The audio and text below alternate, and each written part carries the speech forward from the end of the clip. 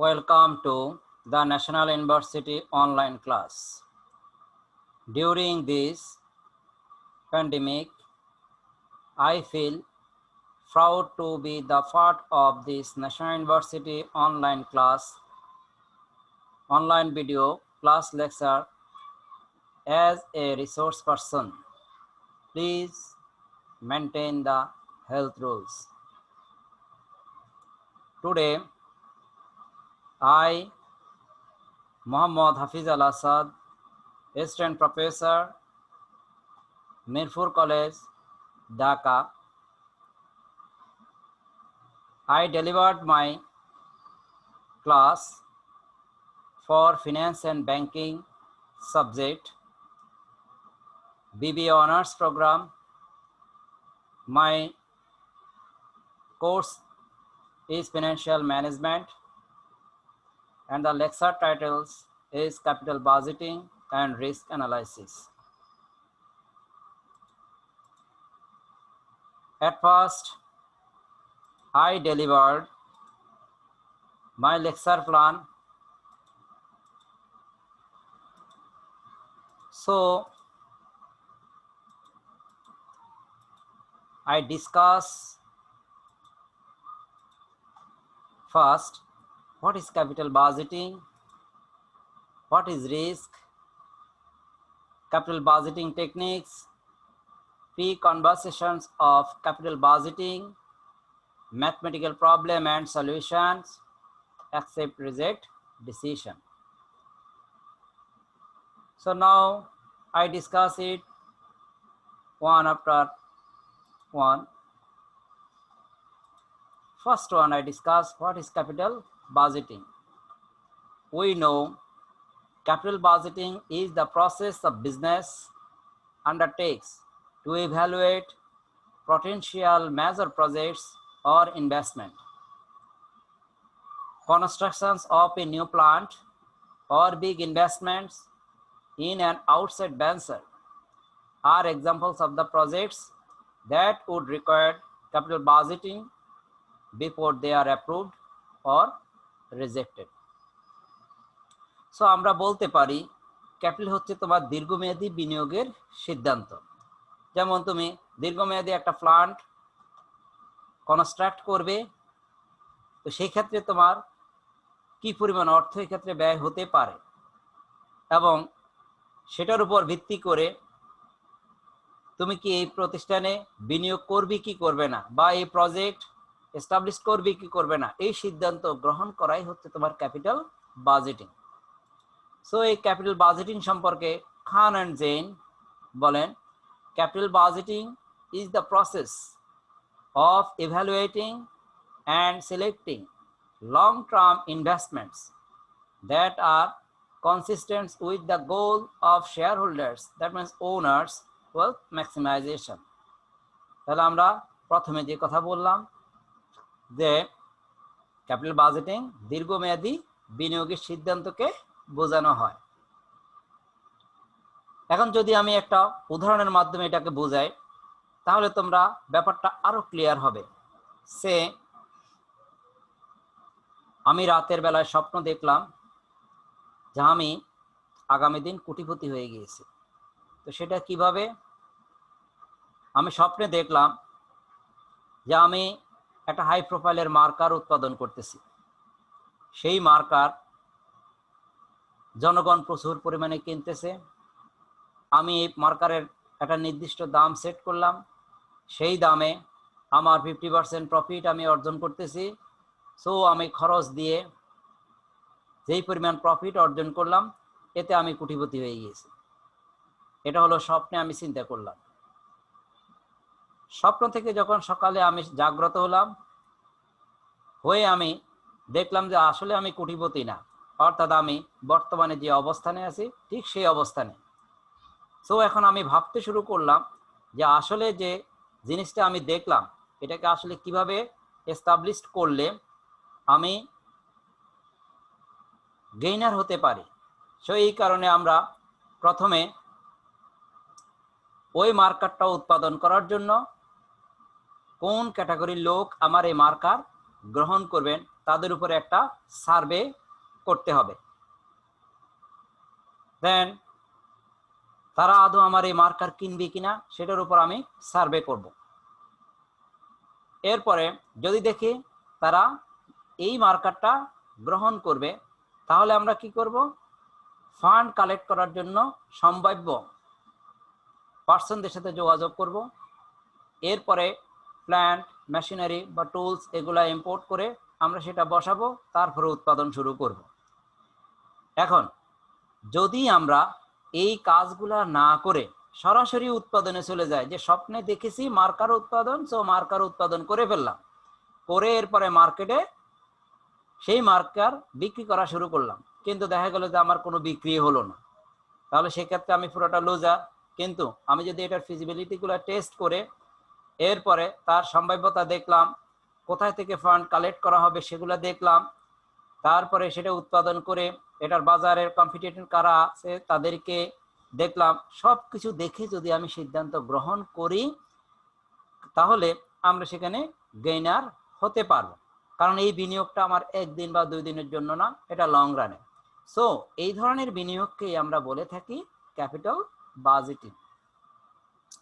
তাহলে দীর্ঘমেয়াদী বিনিয়োগের যে সিদ্ধান্তই তুমি গ্রহণ করবা সেটাকে বলা হবে capital budgeting. So capital budgeting এর পরে আসতেছে হোয়াট ইজ রিস্ক। তাহলে আসো আমরা এখন রিস্ক নিয়ে আলোচনা করব। রিস্ক কি? রিস্ক হলো ঝুঁকি। তুমি যে কোনো কাজ করতে যাও সেক্ষেত্রে একটি ঝুঁকি বিদ্যমান থাকে।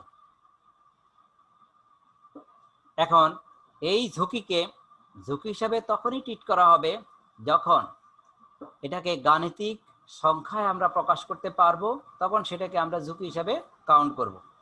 আর যদি সেটাকে আমরা গাণিতিক সংখ্যায় প্রকাশ করতে না পারি, তখন এটাকে আমরা আনসার্টেনিটি বলবো। আনসার্টেনিটিকে মিনিমাইজ করা যায় না, কারণ তুমি এটা মেজারে করতে পারলা না, সো কিভাবে মিনিমাইজ করবে। কিন্তু ঝুঁকি, এটাকে যেহেতু মেজার করা যাচ্ছে, কি পরিমাণ ঝুঁকি তুমি নিবে বা কি পরিমাণ ঝুঁকি সংগঠিত হতে পারে সেটা তুমি গাণিতিকভাবে প্রকাশ করতে পারবে।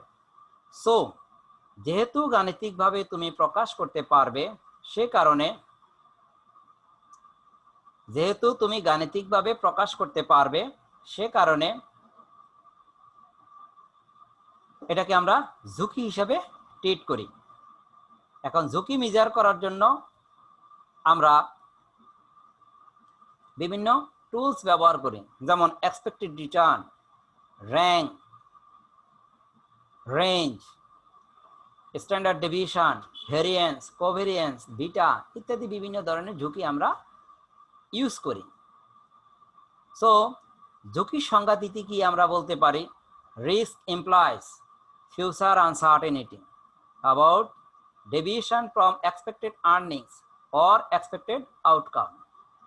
Risk measures the uncertainty that an investor is willing to take to realize a gain from the investment. এখন এখানে একটা ব্যাপার শোনো, আনসার্টেনিটি এটাকে তুমি মেজার করতে পারো না। যেমন এই বছর বন্যা হবে, তাহলে এই যে বন্যাটা হবে এটা কি আমরা আগে থেকে বলতে পারি? বলতে পারবো না। বন্যায় আমার এই পরিমাণ ক্ষতি হবে আমরা বলতে পারি না। এই বছর আমার খরা হবে, সো খরা হবে এটা আমরা বলতে পারি না। যেমন করোনা, এই বছর করোনা হবে, কে বলতে পারতো যে এই বছর করোনার কারণে বিশ্ব অর্থনীতি তথা বাংলাদেশের অর্থনীতি অবস্থান খারাপ হবে? কেউ বলতে পারেন। তাহলে এটা হচ্ছে আনসার্টেনিটি। কিন্তু রিস্ক হচ্ছে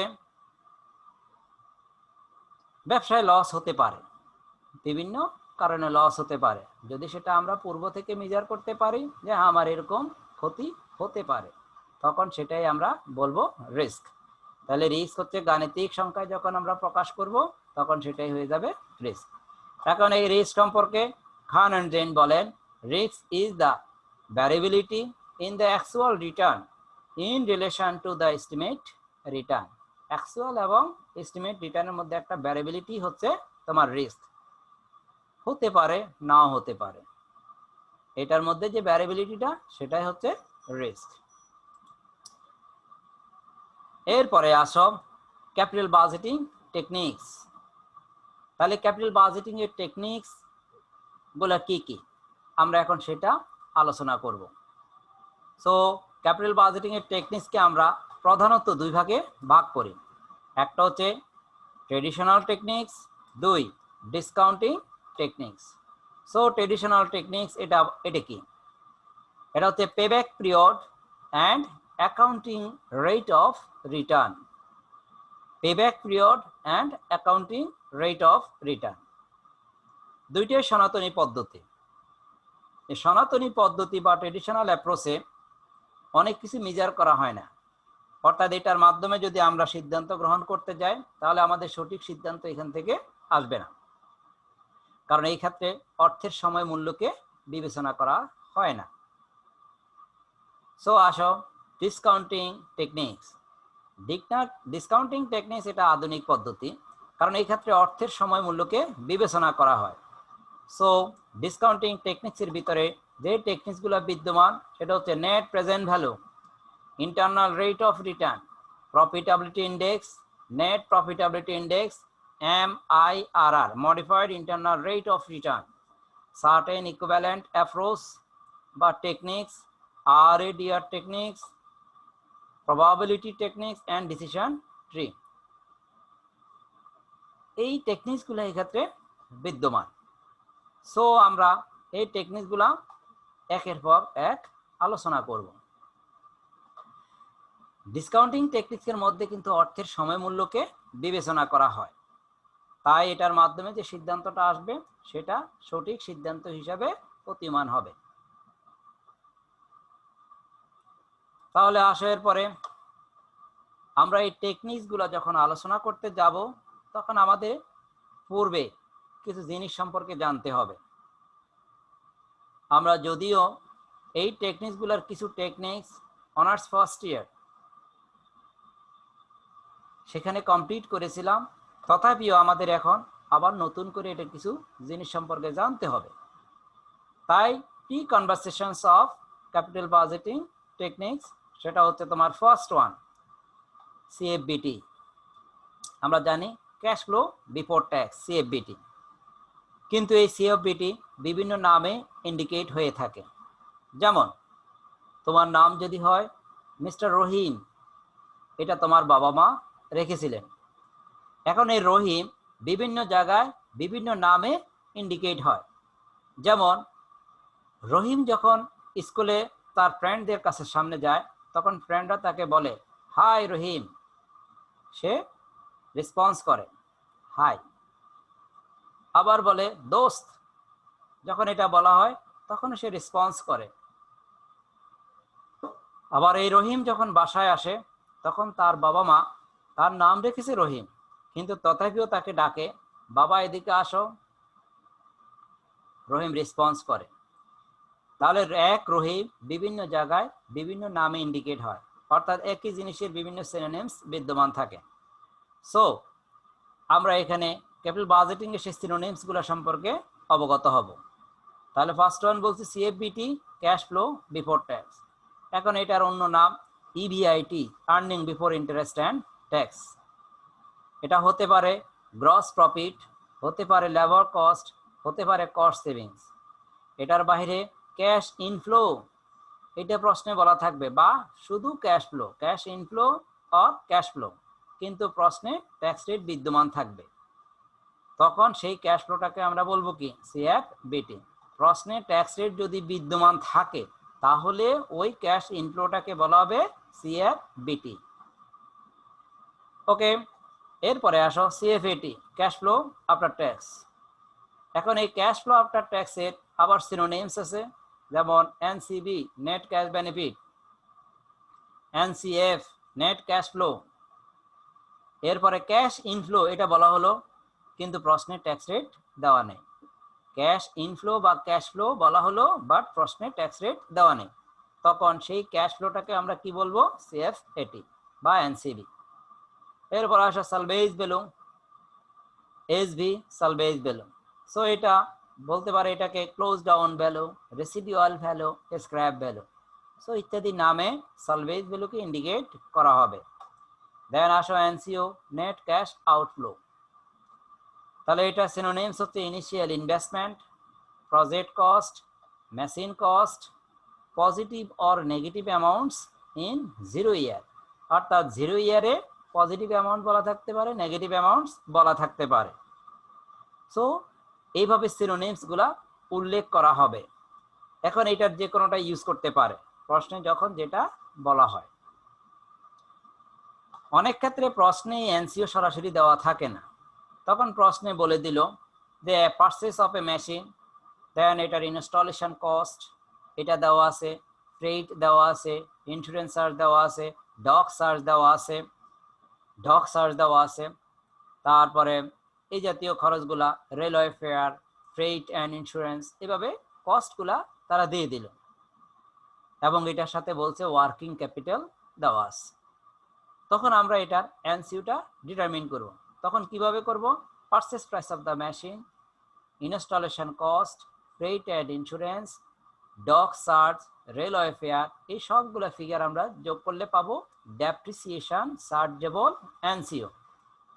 ডেপ্রিসিয়েশন চার্জেবল এনসিও। সো এটার সাথে আমরা ওয়ার্কিং ক্যাপিটাল যোগ করব, তাহলে আমার টোটাল এনসিও আসবে। আমরা যখন ডেপ্রিসিয়েশন চার্জ করব তখন ডেপ্রিসিয়েশন চার্জেবল এনসিও কে প্রজেক্ট কস্ট এটা কাউন্ট করব, আর যখন অঙ্কের অন্য ক্ষেত্রে এনসিও ইউজ করা হবে তখন টোটাল এনসিওটাকে ইউজ করতে হবে। দেন এরপরে আসো আমরা এখন আলোচনা করব পরবর্তী ফাংশনে। সেখানে আমাদেরকে সিএফএটি এটা ক্যালকুলেশন করতে হবে। কেন? কারণ আমি এখানে একটা নোট লিখলাম যে CFAT uses all techniques accept ARR technique. ARR techniques ব্যতীত অন্য সকল টেকনিকে সিএফএটি ইউজ করা হবে। তাহলে এআরআর এ কি ইউজ করা হবে? Only EAT use in ARR. তাহলে এআরআর এর মধ্যে EAT earning after tax use করতে হবে। এখন এই সিএফএটি এটা যদি প্রশ্নে দেওয়া থাকে তাহলে ওয়েলকাম, আর যদি প্রশ্নে দেওয়া না থাকে তাহলে আমাদেরকে এটা ডিটারমিন করতে হবে। সো এটা ডিটারমিন করার জন্য একটা ফরম্যাট নিচে দেওয়া আছে, দেখো এখানে ফরম্যাট অফ সিএফএটি ক্যালকুলেশন। এখন এই সিএফএটিটা যখন আমরা ক্যালকুলেশন করতে যাব তখন আমাদেরকে ফার্স্ট ওয়ান ডেপ্রিসিয়েশন ক্যালকুলেশন করতে হবে। ডেপ্রিসিয়েশনের অনেকগুলো মেথড বিদ্যমান, তার মাঝে ম্যাক্সিমাম ক্ষেত্রে depreciation on straight line method এই ক্যাটাগরির অঙ্কই আসে। আমরা ডেপ্রিসিয়েশনের মেথডগুলা শিখেছিলাম, ইন্টারমিডিয়েটে শিখেছি, অনার্সে শিখেছি। সো ডেপ্রিসিয়েশন বিভিন্ন মেথডের আছে, প্রশ্নে যে মেথডের কথা বলবে সেই মেথডে তোমাকে ডেপ্রিসিয়েশন ক্যালকুলেট করতে হবে। তাহলে আমরা এখানে depreciation on straight line basis এটা লিখলাম, আর সূত্র কি? Project cost minus salvage value divided by project life according to straight line method. এখন এটার জন্য আমরা সিএফএটি ক্যালকুলেশনের ডামি ফরম্যাটটা এখানে শো করলাম। তাহলে আসো ডামি ফরম্যাটে ফার্স্ট ওয়ান ইয়ার আমি বসালাম, দেন সিএফবিটি এটা বসালাম, দেন ডেপ্রিসিয়েশন বসালাম। So EBT earning before tax, এটা হচ্ছে CFBT minus depreciation equal to EBT earning before tax. এখন এই ইবিটিটাকে আবার বলা হয় NPBT net profit before tax, এটাও বলা হয়। দেন আসো ট্যাক্স, এটা হচ্ছে এই যে EBIT into percentage of tax. Tax rate প্রশ্নে দেওয়া থাকবে যদি সিএফবিটি দেওয়া থাকে, আর যদি প্রশ্নে ট্যাক্স রেট দেওয়া নাই থাকে তাহলে ওই ক্যাশ ফ্লোটাকে সরাসরি সিএফবিটি হিসেবে আমরা কাউন্ট করব। সো ট্যাক্স বের করা হবে EBIT into percentage of tax. এরপরে আসো ইএটি, এটা হচ্ছে ইবিটি লেস ট্যাক্স, সো তোমার ইএটি এটা ডিটারমিন হবে। এখন এই ইএটি এটাকে আবার এনপিএটি এই নামেও ইন্ডিকেট করা হয়। তাহলে এনপিএটি মানে কি? Net profit after tax. Last one আসো CFAT, cash flow after tax. CFAT, cash flow after tax. এটা কিভাবে নির্ণয় হবে? এটা হচ্ছে EAT plus depreciation, EAT plus depreciation. So এটা ডিটারমিন হলো সিএফএটি বা এনসিবি।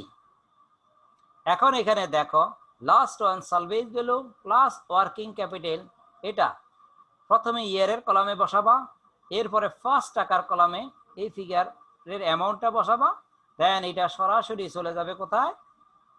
সিএফএটির কলামে। তাহলে আশা করি আমরা সিএফএটি কিভাবে ক্যালকুলেশন করা হয় এটা আমরা বুঝতে পেরেছি। দেন আমরা একটা ম্যাথমেটিক্যাল প্রবলেম নিয়ে শুরু করব, তাহলে জিনিসগুলো আরো ক্লিয়ার হবে। তাহলে আসো আমি প্রবলেম নাম্বার লিখলাম। A company is considering an investment proposal which requires an initial cash outlay of taka 50,000. The investment will have a life of 5 years. The project will have no salvage value at the end of the life. The company uses straight line methods of depreciation. The company's tax rate is 40% and the estimated cash flows before tax are as follows. তাহলে কি বলা হলো যে একটা কোম্পানির বিনিয়োগ হচ্ছে 50,000 টাকা, যেটা 5 বছরের জন্য তাদের বিনিয়োগ করা হলো এবং এখানে কোনো সলভেজ ভ্যালু নেই। সো ডেপ্রিসিয়েশন মেথডে বলছে স্ট্রেট লাইন মেথড ইউজ করতে এবং ট্যাক্স রেট 40%। সো এখানে যে ক্যাশ ফ্লোগুলো দেওয়া থাকবে সেটা সিএফবিটি হবে, যদিও প্রশ্নে বলে দিয়েছে ক্যাশ ফ্লো বিফোর ট্যাক্স সিএফবিটি। তাহলে এখন আসো আমরা সেই ফিগারগুলো কাউন্ট করি, ইয়ার অ্যান্ড ক্যাশ ফ্লো। সো এই ক্যাশ ফ্লোগুলো কিন্তু সিএফবিটি। এখন আমাদেরকে প্রশ্নে বলে দিয়েছে the company discount rate is 10%। তার মানে আমরা অঙ্কটা এনপিবি, আইআরআর, পিআই যদি এগুলা বের করতে বলে আমরা এই 10% ডিসকাউন্ট রেট ধরে সেটা করব। সরি। দেন রিকোয়ার্ড এর মধ্যে আছে pay back period, net present value, profitability index, net profitability index and internal rate of return, that means IRR. তাহলে আমরা এখন এটার সলভ শুরু করে দিই। ফার্স্ট ওয়ান আমরা করব ক্যালকুলেট সিএফএটি। যেহেতু প্রশ্নে সিএফবিটির অ্যামাউন্ট দেওয়া আছে তাই আমাদেরকে এই সিএফএটি বের করতে হবে। এখন দেখো সিএফএটি নির্ণয় করতে গেলে ফার্স্ট ওয়ান আমাদেরকে ডেপ্রিসিয়েশন এটা নির্ণয় করতে হবে। তাহলে আসো depreciation, project cost minus salvage value by project life. So আমরা এখানে ক্যালকুলেশন করলাম, আমাদের ডেপ্রিসিয়েশন ফর ইয়ার এটা 10,000। দেন এখন সিএফএটির টেবিল আমরা এবার দেখতেছি। সো আমাদের এখানে আছে year, CFBT, depreciation, year 1 to 5 years. CFBT গুলো আমরা বসালাম। প্রশ্নের মাঝে বলা ছিল first year 12,000, second year 14,000, third year 16,000, fourth year 18,000 and last year 20,000। So depreciation per year 10,000 আমরা পুট করলাম অ্যান্ড ইবিটি এটা হচ্ছে 12,000 মাইনাস 10,000। সো বিয়োগ করলে আমরা যেটা পাই সেখানে আমরা 2,000 পাচ্ছি। এইভাবে আমরা 4, 6, 8, 10 এইভাবে আমরা ফিগারগুলা ক্যালকুলেট করলাম। এরপরে আসো ট্যাক্স, এটা এখন ডিটারমিন করতে হবে। প্রশ্নের রেট দেওয়া ছিল কত? 40%। সো আমরা করলাম EBIT into percentage of tax, EBIT into percent of tax. তাতে 2000 ইন্টু তার 8% সমান 2000 ইন্টু তার 40% সমান 800, 4000 ইন্টু হচ্ছে তোমার 40% সমান 16,600। এইভাবে তোমার 2,400, 3,200 and 4,000 এভাবে ইএটি গুলো আসলো। এরপরে আসো ট্যাক্স গুলো আসলো। সো এখন ইএটি আমরা ডিটারমিন করব। সো ইএটি হচ্ছে তোমার ইবিটি মাইনাস ট্যাক্স করলে আমাদের এখানে ইএটি এটা আসতেছে তোমার 1200 টাকা, 1,200। এইভাবে 2,400, 3,600 আর so on.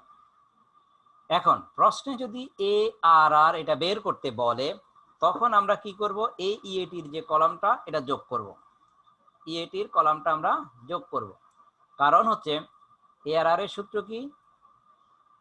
ARR equal to হচ্ছে average EET divided by average investment. এখন অ্যাভারেজ ইইটি এটি কিভাবে, টোটাল ইইটি ভাগ প্রজেক্ট লাইফ। তো টোটাল ইইটি যেমন এখানে 18,000 ভাগ প্রজেক্ট লাইফ 5, এটা করলে আমরা অ্যাভারেজ ইইটি পাবো।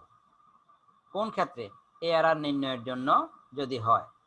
আর অ্যাভারেজ ইনভেস্টমেন্ট এটা হচ্ছে project cost plus salvage value, যেমন এখানে আছে ডেপ্রিসিয়েশন নির্ণয় এখানে মাইনাস। আর যখন আমরা অ্যাভারেজ ইনভেস্টমেন্ট করব তখন project cost plus salvage value ভাগ এখানে 2, আর এটার সাথে প্লাস ওয়ার্কিং ক্যাপিটাল করব যদি প্রশ্নে ওয়ার্কিং ক্যাপিটাল থাকে। আর প্রজেক্ট কস্ট হবে ডেপ্রিসিয়েশন চার্জেবল এনসিও যেটা, সেটাই প্রজেক্ট কস্ট। তাহলে project cost plus salvage value ভাগ 2 প্লাস ওয়ার্কিং ক্যাপিটাল কোন ক্ষেত্রে হবে, যখন ARR বের করতে বলবে। কারণ ARR এর সূত্র হচ্ছে average EET divided by average investment into 100। যদি আমাদের এখানে এটা জানতে চাওয়া হয় নাই, তারপরে আমি বললাম। দেন আসো CFAT, cash flow after tax. এখন এটা আমরা নির্ণয় করব।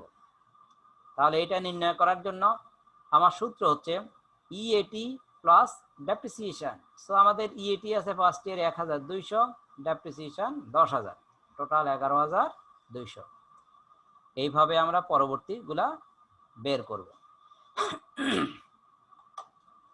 এরপরে আসো, আমি লিখলাম এখানে CCFAT মানে cumulative cash flow after tax. এখন এখানে কেন আমরা কিউমুলেটিভ করলাম, তোমরা একটু খেয়াল রাখবে।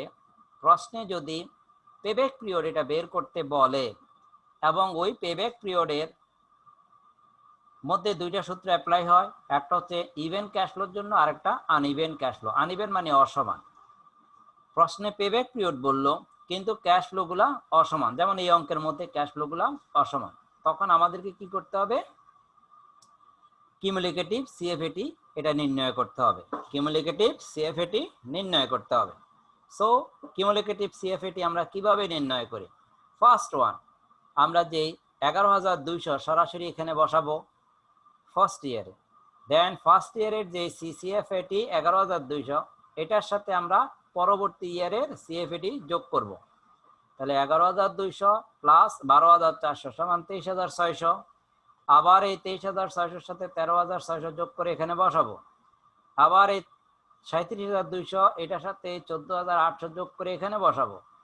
এটার সাথে এটা যোগ করে এখানে বসাবো। তাহলে এটাকে বলা হচ্ছে cumulative CCFAT, cumulative cash flow after tax এটা বলা হবে। এটা ইউজ করা হবে কিসের জন্য, ফর পেব্যাক পিরিয়ডের জন্য। এরপরে আসো, আমরা এখন পেব্যাক পিরিয়ড শুরু করব। সো আমরা জানি payback period equal to A plus NCO minus C divided by D। এখন প্রশ্ন হচ্ছে A মানে কি, C মানে কি, B মানে কি, NCO মানে কি। তাহলে ফার্স্ট ওয়ান আসো A equal to previous years of full investment recovery year, অর্থাৎ যে বছরে সম্পূর্ণ বিনিয়োগ ফেরত পাওয়া যাবে সর্বপ্রথম, তার আগের বছরটাকে বোঝানো হয় A। তাহলে A সমান কি, previous years of full investment recovery year, যে বছরে টোটাল ইনভেস্টমেন্টটা ফেরত পাওয়া যাবে তার আগের বছরটাকে বলা হয় A।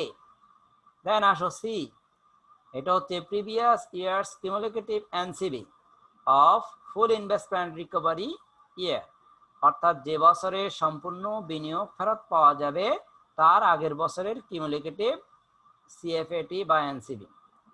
আর D সমান হচ্ছে NCB of full investment recovery year, যে বছরে পুরো NCO ফেরত পাওয়া যাবে সেই বছরের NCBটা। তাহলে এখন যদি আমরা এখানে ক্যালকুলেশন করি, আর NCO ইকুয়াল টু হচ্ছে আমাদের 50,000, NCO 50,000, তাহলে সেক্ষেত্রে আমার কি আসে, দেখো যে বছরে পুরো বিনিয়োগ ফেরত পাওয়া যাবে, আমাদের বিনিয়োগ ছিল কত, 50,000। এখন আমরা এখানে দেখতেছি এই CCFAT থেকে 50,000 টাকা সর্বপ্রথম কোথায় রিকভারি হচ্ছে, আমরা খুঁজে দেখলাম এখানে। তৃতীয় বছরে আমরা পাচ্ছি 37,200 আর চতুর্থ বছরে 52,000। তাহলে আমাদের পুরো বিনিয়োগ 50,000 এখানে কিন্তু উঠে আসতেছে। তাহলে এটা কোন বছরে? চতুর্থ বছরে। এ সমান তার আগের বছর, এ সমান 3। দেন বলা হচ্ছে সি সমান হচ্ছে previous years cumulative NCV of full investment recovery year. তাহলে দেখো যে বছরে পুরো বিনিয়োগ ফেরত পাওয়া যাবে, আমার ফেরত পাওয়া যাচ্ছে এখানে তার আগের বছরের কিউমুলেটিভ সিসিএফ, এটি cumulative cash flow after tax, তার মানে 37,200। আর ডি সমান হচ্ছে যে বছরে পুরো বিনিয়োগ ফেরত পাওয়া যাবে সেই বছরের এনসিবি, অর্থাৎ NCB of full investment recovery year. That means এখানে রিকভারি হচ্ছে, তাহলে তার এনসিবি হবে এই 14,800। এখন আমরা যদি সূত্রের মাঝে এই ফিগারগুলো কাউন্ট করি তাহলে আমাদের রেজাল্ট চলে আসবে। তাহলে দেখো এখানে এতে বসালাম কত, 3 প্লাস 50,000 এনসিও মাইনাস সি 37,200 আর ডিভাইড বাই 14,800। তাতে আমরা টোটাল ক্যালকুলেশন কমপ্লিট করলে 3.86 ইয়ার্স এটা খুঁজে পাই। এখন দেখো এখানে যদি অ্যাকসেপ্ট রিজেক্টের কোনো কথা বলতো তাহলে এই প্রজেক্ট হয়তো অ্যাকসেপ্ট হতো, হয়তো রিজেক্ট হতো, কিন্তু সেটা কিভাবে সিদ্ধান্ত দেবে? প্রশ্নে যদি কোনো পেব্যাক পিরিয়ড দেওয়া থাকে ওটাকে বলা হয় প্রজেক্টেড পেব্যাক পিরিয়ড। সেই পেব্যাক পিরিয়ডের তুলনায় এই পেব্যাক পিরিয়ড যদি সমান অথবা কম হয় তাহলে প্রজেক্ট অ্যাকসেপ্টেড, আর যদি এটা বেশি হয়ে যায় তাহলে প্রজেক্ট রিজেক্টেড। এখন যেহেতু আমাদের এই অঙ্কের মধ্যে কোনো পেব্যাক পিরিয়ড দেওয়া নেই, এই কারণে এইটার মাধ্যমে কোনো সিদ্ধান্ত দেওয়া যাবে না। তবে মাল্টিন্যাশনাল কোম্পানিগুলোর ক্ষেত্রে পেব্যাক পিরিয়ডের সিদ্ধান্তের জন্য তারা রিকভারি ইয়ারকে 2 ইয়ার্স এটা কাউন্ট করে। সো 2 বছরের ভিতরে যদি অর্থটা পুনরুদ্ধার করা সম্ভব হয় ওই প্রজেক্ট অ্যাকসেপ্টেড, আর যদি না হয় তাহলে রিজেক্টেড। সো আমরা পেব্যাক পিরিয়ড এটা বুঝলাম। এরপরে আসো আমাদেরকে বলা হচ্ছে এনপিবি, পিআই, এনপিআই এগুলো ডিটারমিন করতে। এখন এটার জন্য আমি একটা টেবিল অ্যাপ্লাই করলাম। আমরা প্রেজেন্ট ভ্যালু ক্যালকুলেশনের জন্য টেবিলের মাধ্যমেও করতে পারি, আবার সূত্র অ্যাপ্লাই করেও করতে পারি, তবে আমি এখানে টেবিলের মাধ্যমে অ্যাপ্লাই করেছি। সো আসো আমি লিখলাম এখানে ইয়ারগুলো লিখলাম, দেন ক্যাশ ফ্লো আফটার ট্যাক্স এটাকে 2 নাম্বার কলাম হিসেবে কাউন্ট করলাম। সো আমরা যে ক্যাশ ফ্লো আফটার ট্যাক্সগুলো নির্ণয় করেছি সেগুলো এখানে পুট করলাম। Then PVIA present value interest factors at the rate first discount rate 10% ছিল, সেটা বসালাম। এখন এই মানগুলো আমরা কোথায় পেয়েছি? এটা তোমাদের বইয়ের পিছনে টেবিল 1, টেবিল 2, টেবিল 3, টেবিল 4 এরকম দেওয়া আছে। টেবিল 1 হচ্ছে future value interest factors, table 2 present value interest factor, table 3 future value interest factors of annuity, and table 4 present value interest factors of annuity. So আমরা টেবিল 2 এর মধ্যে থেকে এই মানগুলা count করব। 10%-এ 1, 2, 3 মানে ইয়ার করসপন্ডেন্সে 10%-এর যেই মানগুলা সেগুলো আমরা বসাবো। এটা হচ্ছে যদি বইয়ের পিছন থেকে আমরা মানগুলা কাউন্ট করি, কিন্তু এটার বাহিরেও সম্ভব সায়েন্টিফিক ক্যালকুলেটর ইউজ করে। এখন তুমি সায়েন্টিফিক ক্যালকুলেটর কিভাবে ইউজ করবে? তোমরা তোমাদের সায়েন্টিফিক ক্যালকুলেটর অন করে সেখানে প্রথমে ব্র্যাকেট, তারপরে ব্র্যাকেটের ভিতরে লিখবে 1 প্লাস এই যে 10% এটাকে ডেসিমেল ফরম্যাটে লিখবে। এখন ডেসিমেল ফরম্যাট কিভাবে আসবে? যে কোনো পার্সেন্টেজকে ডেসিমেলে কনভার্ট করতে গেলে 100 দ্বারা ভাগ করতে হয়। সো 10%-কে 100 দ্বারা ভাগ করলে 0.10, তাহলে লিখবে ব্র্যাকেট 1 প্লাস 0.10 ব্র্যাকেট ক্লোজ, তার উপরে হোল পাওয়ার। এখন হোল পাওয়ারটা হচ্ছে কারো সায়েন্টিফিক ক্যালকুলেটর অ্যারো সিম্বল দেওয়া থাকে, কারো ক্যালকুলেটরে x পাওয়ার y, কারো ক্যালকুলেটর y পাওয়ার x এরকম দেওয়া থাকে। তবে ম্যাক্সিমাম ক্ষেত্রে অ্যারো সাইন, এই অ্যারো সাইন। সো আমরা সেই অ্যারো সিম্বলের মাধ্যমে পাওয়ার ক্রিয়েট করব, তারপরে -1 দি ইকুয়াল টু, এটা হলো ফর ফার্স্ট ইয়ারের জন্য, তাহলে ফার্স্ট ইয়ারের মান এটা চলে আসবে। দেন তুমি 1টাকে ডিলিট করবা, ডেল প্রেস করে 1টাকে ডিলিট করবা, করার পরে সেখানে 2 প্রেস করে ইকুয়াল টু দিবা, তার মানে সেটা হবে কি -2 দি ইকুয়াল টু দিলে সেকেন্ড ইয়ার, এরপরে আবার 2টাকে ডিলিট করবা, সেখানে 3 প্রেস করবা, তার মানে এটা হবে -3 ইকুয়াল টু করলে এই মান আসবে। আবার 3টাকে ডিলিট করে 4, সো এটা হবে -4 ইকুয়াল টু করলে এটা আসবে। আবার 4টাকে ডিলিট করে 5 প্রেস করবা, তখন এর মানটা হবে -5 করে ইকুয়াল টু দিলে এই মানটা আসবে। এখন আসলো present value. So factor into CFAT গুণ করলে তোমার এই ফিগারগুলো আসবে। আমরা এগুলো গুণ করলাম, তাহলে আমাদের প্রেজেন্ট ভ্যালুগুলো আমরা পেয়ে গেলাম। এখন আসো এই প্রেজেন্ট ভ্যালুগুলো সব যোগ করলে তোমার আসতেছে 50,689 টাকা। সো এটাকে বলা হচ্ছে টোটাল প্রেজেন্ট ভ্যালু। এখন এই টোটাল প্রেজেন্ট ভ্যালু থেকে মাইনাস এনসিও করলে 50,000, আমাদের আসবে এনপিভি 689 টাকা। তাহলে এই 689 কিন্তু পজিটিভ। তাহলে আমাদের প্রশ্নের রিকোয়ারমেন্টস অনুযায়ী এনপিভি যেটা বের করতে বললো সেটা 689 টাকা। সো 3 নাম্বার রিকোয়ারমেন্ট ছিল পিআই, প্রফিটেবিলিটি ইন্ডেক্স। সেখানে আমরা বলেছিলাম যে 10% ডিসকাউন্ট রেট ধরে এই এনপিভি, পিআই এবং এনপিআই এটা নির্ণয় করতে হয়। সো প্রশ্নে যে ডিসকাউন্ট রেট দেওয়া ছিল সেই ডিসকাউন্ট রেট ধরে, সো আমরা 10%-এর টোটাল প্রেজেন্ট ভ্যালু বের করলাম, এটা থেকে এনসিও বাদ দিয়ে এনপিভি বের করলাম। এখন পিআই, তাহলে পিআই সূত্র কি? PI means profitability index, total present value divided by NCO বা present value of initial investment, present value of initial investment. এখন আজকে 50,000 টাকা বিনিয়োগ করলা, সো এই 50,000 টাকার আজকের মূল্য 50,000, তাহলে NCO 50,000। Then total present value of cash inflow or CFAT, এটা কত প্রেজেন্ট ভ্যালু? 50,689 টাকা। সো আমরা এটা বসালাম 50,689 ভাগ করলে 1.014, এটা আমরা পাই। দেন আসো নেট প্রফিটেবিলিটি ইন্ডেক্স, এটা হচ্ছে পিআই -1, সো রেজাল্ট আসতেছে 0.014। এখন শুনো, সিদ্ধান্ত যদি বলি এনপিভি 0 অথবা পজিটিভ হলে এই প্রজেক্ট অ্যাকসেপ্টেড, পিআই 1 অথবা 1-এর চেয়ে বেশি আসলে প্রজেক্ট অ্যাকসেপ্টেড, আর এনপিআই যদি 0 অথবা পজিটিভ আসে তাহলে প্রজেক্ট অ্যাকসেপ্টেড, আর নেগেটিভ হলে রিজেক্টেড। এখানে 1-এর চেয়ে কম আসলে এটা রিজেক্টেড পিআই এর ক্ষেত্রে, আর এনপিভি নেগেটিভ আসলে রিজেক্টেড। সো আশা করি আমরা এই কয়েকটা ফাংশন বুঝে গিয়েছি। বাকি থাকলো তোমার আইআরআর। এখন আইআরআর মানে হচ্ছে কি? Internal rate of return. So internal rate of return এটা আমরা কিভাবে করি? এটা করার জন্য আমার দুইটা এনপিভির প্রয়োজন হয়, একটা পজিটিভ এনপিভি, একটা নেগেটিভ এনপিভি।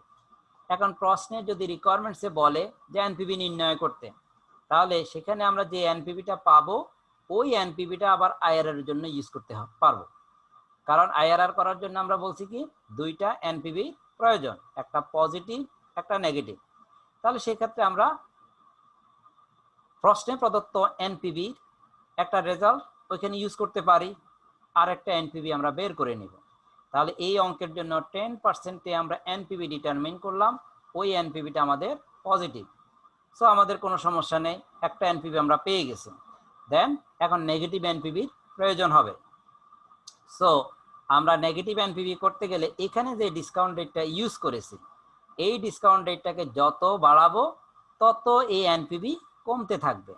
এখন এটা 10 থেকে যদি আমি বাড়িয়ে 15% করি, তাহলে হয়তোবা এটা নেগেটিভ আসবে, কিন্তু তারপরেও যদি না আসে তখন আরও বাড়াবো, বাড়িয়ে আমি আবার এনপিভি করব। সো তখন উক্ত এনপিভি নেগেটিভ আসবে। তখন একটা পজিটিভ এবং একটা নেগেটিভ, এই দুইটার মধ্যে যার পার্থক্য কম পজিটিভ নেগেটিভ এনপিভির মাঝে, সেই দুইটা নিয়ে আমরা আইআরআর কাউন্ট করব। তাহলে এখানে 10% আমরা পজিটিভ করলাম, এখন আমি 15% মানে 5% বাড়িয়ে ধরে করলাম, আর এটাকে ট্রায়াল আর ইরর মেথড বলে। সো আমরা করলাম 10% 15% ধরে প্রথমে এই ডিসকাউন্ট ফ্যাক্টরগুলো বের করব।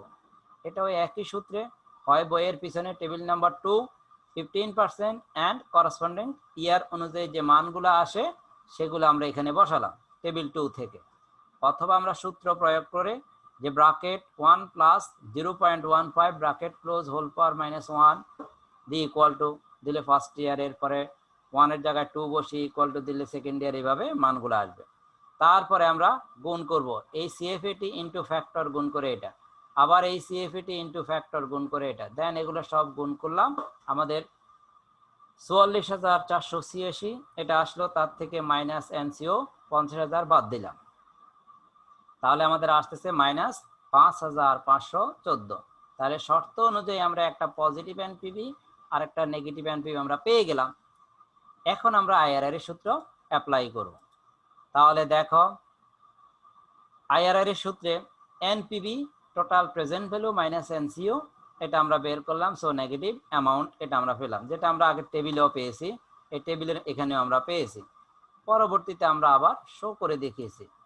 এখন আসো আমরা যদি আইআরআর এর সূত্র লিখি, তাহলে আইআরআর হচ্ছে internal rate of return equal to lower discount rate plus positive NPV divided by positive NPV minus negative NPV into higher discount rate minus lower discount rate. So lower discount rate, আমরা এখানে যখন NPV গুলা বের করলাম তখন দুইটা discount rate use করেছি, এখানে 10% আর এখানে 15%। এখন দেখো এই দুইটা ডিসকাউন্ট রেটের মধ্যে লোয়ার কোনটা? স্বাভাবিকভাবে 10, তাহলে lower discount rate 10। Higher discount rate যেটা বেশি এটা হলো 15%, কারণ আমরা আইআরআর ক্ষেত্রে করার ক্ষেত্রে আমরা এই পজিটিভ এনপিভি এবং এই নেগেটিভ এনপিভি এই দুইটাকে ইউজ করব। অর্থাৎ তুমি যেই দুইটা এনপিভির ফিগার কাউন্ট করবা সেই দুইটার ক্ষেত্রে ডিসকাউন্ট রেট কত পার্সেন্ট, ওই দুইটা ডিসকাউন্ট রেটের মধ্যে থেকে যেটা হায়ার সেটাকে হায়ার ডিসকাউন্ট রেট বলবো, যেটা লোয়ার সেটাকে লোয়ার ডিসকাউন্ট রেট আমরা বলবো। সো এখন আমরা যদি ফিগার বসাই তাহলে আমরা পাচ্ছি এখানে 10% positive NPV 689 divided by 689 minus, এটা ফর্মুলা, দেন নেগেটিভ এনপিভির সামনে একটা মাইনাস ছিল, so minus 5,514 into higher discount rate minus lower discount rate, so put করলাম, করে আমরা যখন ক্যালকুলেশন করব তখন 10.56% এটা আমরা পাবো। এখন যদি আমাদের এই অঙ্কের ক্ষেত্রে সিদ্ধান্ত জানতে চাইতো তাহলে আমরা কিভাবে সিদ্ধান্ত দিতাম? তখন এই আইআরআর প্রশ্নে যে ডিসকাউন্ট রেট 10% ছিল তার থেকে কিন্তু বেশি, সো আইআরআর যদি প্রশ্নের কস্ট অফ ক্যাপিটাল বা ডিসকাউন্ট রেট বা টাইম প্রেফারেন্স রেটের তুলনায় বেশি হয় তাহলে প্রজেক্ট অ্যাকসেপ্টেড, আর যদি কম হয় তাহলে রিজেক্টেড হবে। তাহলে এখন আমরা ওভারঅলি এই অঙ্কের ক্ষেত্রে সিদ্ধান্ত দিতে পারি কি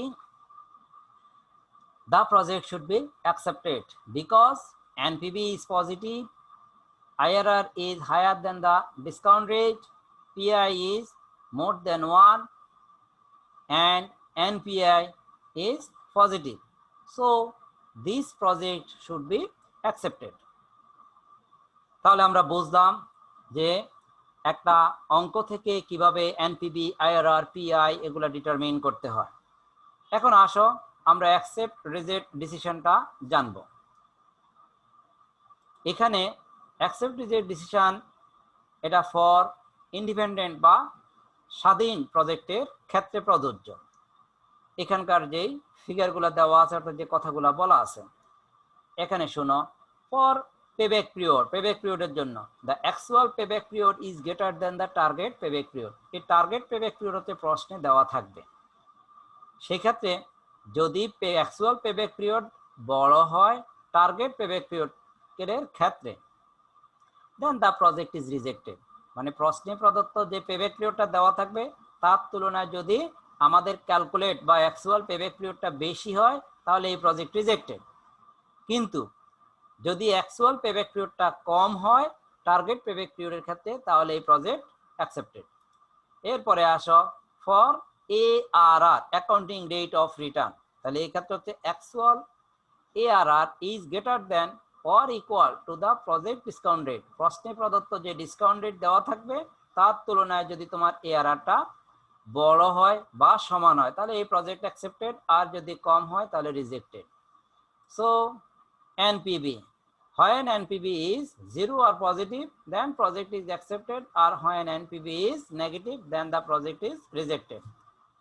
Then also for IRR, if the IRR is greater than the cost of capital then the project is accepted, if the IRR is less than the cost of capital then the project is rejected। যেটা আমরা কিছুক্ষণ আগেও বললাম যে IRR প্রশ্নের cost of capital বা time preference rate আর discount রেটের তুলনায় যদি বেশি হয় তাহলে অ্যাকসেপ্টেড হবে, আর যদি কম হয় তাহলে রিজেক্টেড। দেন আসো পিআই। পিআই যদি 1 অথবা 1 এর চেয়ে বেশি হয় তাহলে অ্যাকসেপ্টেড হবে, আর যদি কম হয় তাহলে রিজেক্টেড হবে।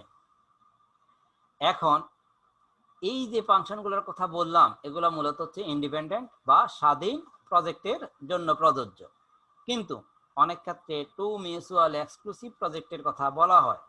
যখন টু মিউচুয়ালি এক্সক্লুসিভ প্রজেক্ট বলবে তখন দুইটা প্রজেক্ট থেকে তোমাকে অবশ্যই একটা প্রজেক্ট চুজ করতে হবে।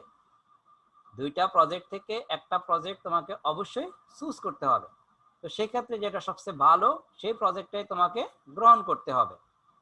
এখন দুইটা প্রজেক্টের যদি এনপিভি মনে করো পজিটিভ আসলো, তাহলে যার এনপিভি পজিটিভ কিন্তু বেশি সেটা গ্রহণ করবা।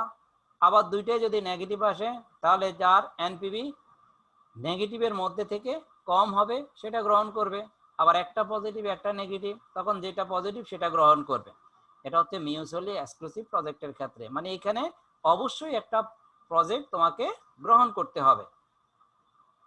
এইভাবে আমরা সিদ্ধান্তগুলো আসতে পারি। তাহলে আমরা এখানে আজকে যে জিনিসগুলো নিয়ে আলোচনা করলাম এগুলাকে আমি একটা বেসিক বই ধরে আলোচনা করলাম। আমরা সেই বইটা হচ্ছে তোমাদের সিলেবাসে যে টেক্সট বইটা দেওয়া আছে যে fundamentals of financial management JC Van Horne and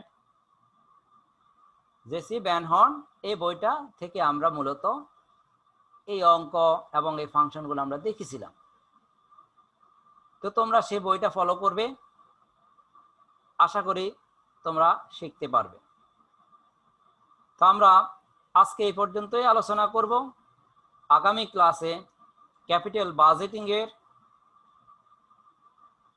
discounting অ্যাপ্রোচের যে নতুন টেকনিক্সগুলো আছে RADR approach, CE approach, probability approach, এগুলো নিয়ে আমরা আগামী ক্লাসে আলোচনা করব।